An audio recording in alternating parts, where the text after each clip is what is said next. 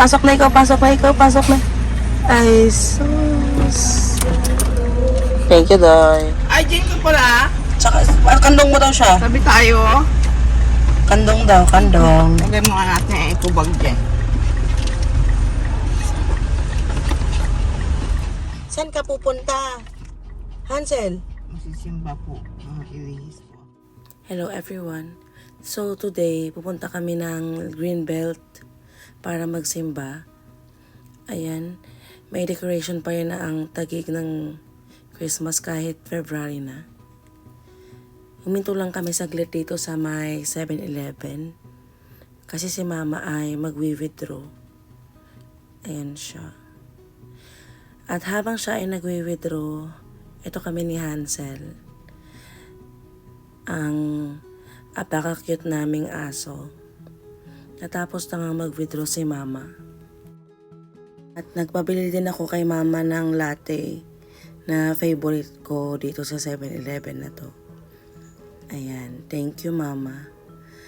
Malanga kasi hindi ganun kasama yung traffic ngayon dito sa Bayani Road. Kahit Sunday. Usually kasi pag weekend, Saturday or Sunday man, talagang napaka-traffic dito. Ayan, maluwang talaga siya. Yabang naman yan. Hansel! Hansel! Sel! Ayaw tumingin na ba? Sili tawag ka ni Mama Busy ka ha. Sama ka lang ha. Ay, naantok. Si Hansel kasi pag hindi yan siya sinama, parang siyang batang naglulupasay. As in, umiiyak siya ng siguro 10 minutes. Dahil iniwan nga siya. Bumili din pala ako ng sampagita dito sa may vendor na naglalako. 20 pesos na yan. At ayan si Hansel, excited na talaga. Ay, inamoy pa nga. Malapit na nga kami sa pupuntahan namin. Bale, sa landmark parking pala ako nagpa-park. Usually kasi malapit nga doon yung groceries para hindi ganun kalayo yung pagbubuhatan ko. Ayan, full nga daw ang parking. Nakarating na nga kami at si Mama ay nag-CR lang. Kaya kaming dalawa ni Hansel ay magmi-mirror video. Gawa nga tong parking ng landmark kaya umikot pa kami. Huminto pala kami muna dito sa may Glorieta dahil 3 pa yung mass.